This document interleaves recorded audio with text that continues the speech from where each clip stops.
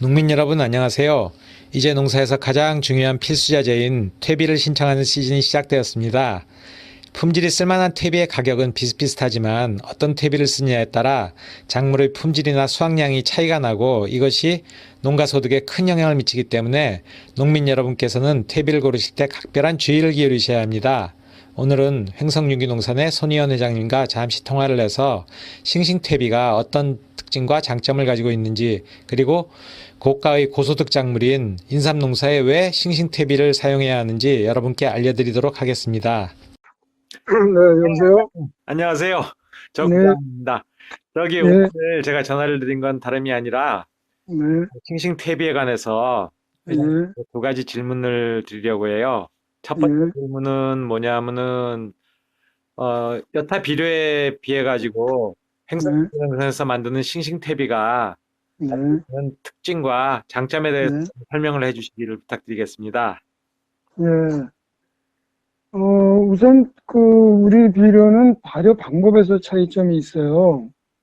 대다수 다른 비료 공장에서는 이 1차 발효에서 노탈이나 에스카라이탓이 겹안기를 사용하고 있는데, 이 겹안기 사용을 하는 경우는 이 발효가 아닌 산화 건조 방법이기 때문에 충분한 발효 효과를 기대하기 어렵고요. 그 예, 이유는 계속해서 뒤집기를 반복해 줌으로 해서 이 저온 때서부터 아주 고온 때까지 농작물에 유익하게 작용하는 미생물들이 예,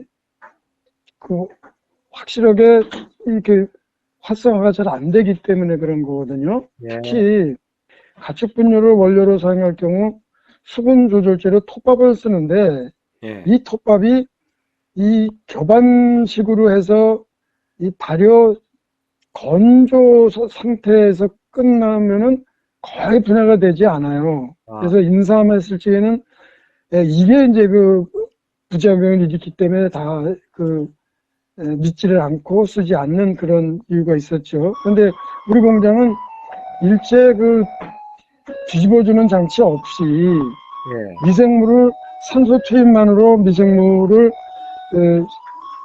활성화시켜서 이 진행 과정에서 30도 때서부터 80도 때까지 그냥 쌓아둔 상태를 유지하면서 여기 호기성 미생물만 배양을 해서 그거를 활용하기 때문에 일단 발효 방법에서 틀리고요. 예, 그다음에 두 번째로는 가축분을 주로 하고 있지만 이렇게 미생물의 활성화를 위해서, 그러니까 미생물의 활성화 가축분유는 장내 소화균들이 있기 때문에 그 미생물들을 많이 활용할 수 있는 미생물이 많아서 이제 필수적으로 쓰고 있는데요. 예, 그 외에도 우리는 좀 더 나았고 안정하게 만드는 비료를 만들기 위해서 커피박이나 홍삼박, 예. 퇴사료 등 이런 것이 섞여서 성분의 조화를 이루기 때문에 다른 비료하고 일단 크게 이제 틀리다고 얘기할 수 있죠. 아, 예. 그러면은 예. 에스컬레이터식 교반기는 사용을 하지 않으시는 건가요? 같이 사용을 합니다. 아, 같이. 그래요? 예, 예, 예. 예, 잘 알겠습니다. 그럼 그게 예, 특징이고, 두 번째로는, 예, 어, 이제 인삼 농가들인 경우에 네, 인삼용으로 개조된 비료라는 게 있어서 그거를 많이 네, 사용하고 계시거든요. 네, 그런데 이제 인삼 농가에 어, 기존의 인삼 비료 대신에 네, 횡성유기농사에서 생산하는 싱싱 비료를 활용해도 되느냐는 질문들을 많이 받아요. 인삼 네, 농가로부터. 네, 네, 싱싱 퇴비를 인삼 재배에 사용했을 때 싱싱 네. 퇴비가 가지는 장점에 관해서 간단히 좀 설명 좀 부탁드리겠습니다. 예, 이거는 거꾸로 인삼 농가가 지금 인삼 전용 비료라고 시중에 나와 있는 비료를 인삼 재배용으로 전반적으로 사용하는 데 불신을 가지고 있을 거예요. 근데 오히려 그게 불신을 가지면서도 더 나은 비료를 찾다 보니까 이제 그런 아쉬움이 있을 텐데, 그건 왜 그런가 하면 인삼 밭에는 예. 일률적으로 똑같은 비료를 사용해서는 안 돼요. 그게 옛날서부터 내려오는 전통인데 인삼 농가 자체가 그것들을 지금 그 과정들을 잊어버리고 계신데, 예. 예정지 관리 때는 지금 현재 인삼 농가가 인삼 비료를 사용하는 방법은요, 예, 2년 차를 관리를 하는데 2년 관리를 해요. 예정지 관리를. 예, 근데 2년 예정지 관리를 했지. 옛날에는 이게 3년, 뭐 5년까지도 했고, 보통 3년 관리를 한 다음에 인삼을 심었는데, 요즘은 이제 2년 관리를 해서 심게 되는데,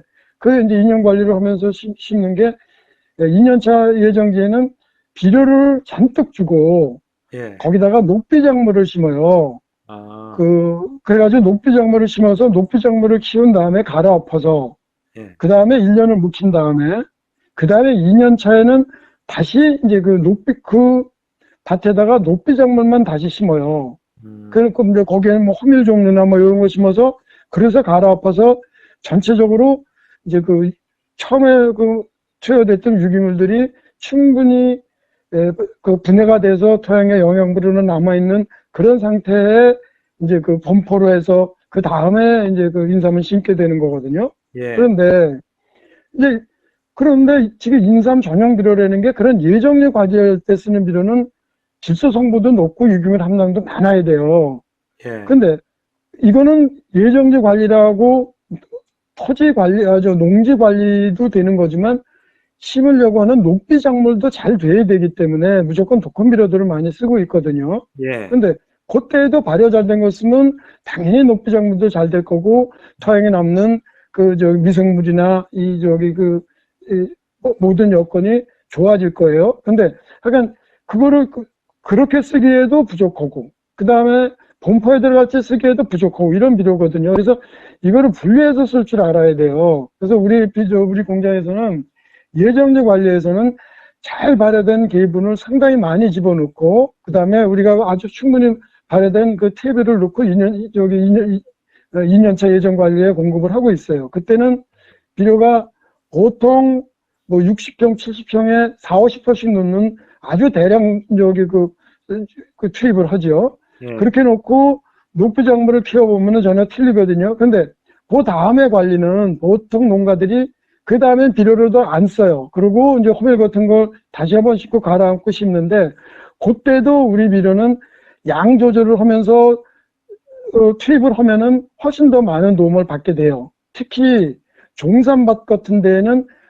더더군다나 이제 겁이 나니까 그 비료를 안 쓰고 이제 호밀 종류나 쓰고 그러고 갈아엎고 조심스럽게 지금 재배들을 하는데 물론 그렇게 해도 우리 비료는 상당히 좋은 효과가 납니다. 그런데 그때 쓰는 진짜 인삼 전용 비료도 우리는 생산을 하고 있거든요. 근데 그건 이제 금액도 고가 있고 그래서 쓰는 데만 쓰고 있는데 그렇게 분리해서 써야 되는 거예요. 그래서 오히려 지금 인삼 전용이라는 비료보다는 이렇게 권하는 비료를 듣고 설명을 하고 이해를 한다 그러면은 아마 사용을 해보고 싶은 농가들도 있을 거예요. 그러니까 그렇게 좀 분리해서 우리는 생산을 하고 있고, 그렇게 사용도 그런 식으로 알고 사용을 한다 그러면 많은 도움이 될 겁니다. 아, 예, 회장님, 감사합니다. 예, 예, 예, 농가분들한테 큰 도움이 되는 정보네요. 예, 예, 다음에 또 궁금한 점이 있으면 전화 올리겠습니다. 예, 예, 감사합니다. 안녕히 계세요. 예.